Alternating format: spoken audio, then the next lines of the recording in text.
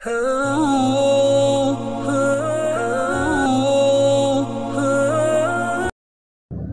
মুমিন ব্যক্তির গুরুত্বপূর্ণ বৈশিষ্ট্য হল উত্তম আখলাক ও সুন্দর ব্যবহার। এক্ষেত্রে একমাত্র অনুসরণ করবে প্রথম আদর্শ নবী মুহাম্মদ সাল্লাল্লাহু সাল্লামের, যার প্রশংসা করেছেন স্বয়ং আল্লাহ তাআলা। তিনি বলেন, নিশ্চয় আপনি উত্তম চরিত্রের অধিকারী। হযরত আয়েশা সিদ্দিক রাদিয়াল্লাহু আনহাকে নবী করিম সাল্লাল্লাহু সাল্লামের চরিত্র সম্পর্কে জিজ্ঞেস করা হলে তিনি বলেন, কুরআনই ছিল তার নবীর চরিত্র। মনে রাখতে হবে, ইসলাম ইবাদতের সঙ্গে আখলাকে মিলিয়ে দিয়েছে, অর্থাৎ একজন প্রকৃত ইবাদতকারীকে ইবাদতের মাধ্যমে তার চরিত্র সংশোধন করে নিতে হবে, সেই সঙ্গে উত্তম ব্যবহারের অধিকারী হতে হবে।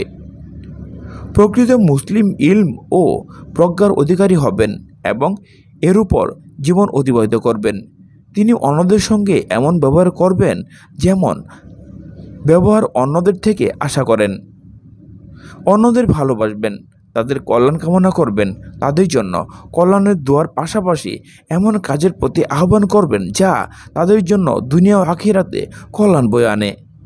মুসলিম কখনো স্বার্থপর হবে না, সে শুধু নিজের কল্যাণ কামনা করবে না, অন্যের নিয়ামত কুক্ষিগত করবে না, কখনো অন্যের অমঙ্গল কামনা করবে না। রাসূল সাল্লাল্লাহু আলাইহি ওয়াসাল্লাম ও তার দাওয়াতের উপর প্রতিষ্ঠিত হয়ে একজন প্রকৃত মুসলিম মানুষকে হেদায়েত ও দিক নির্দেশনা দেবে।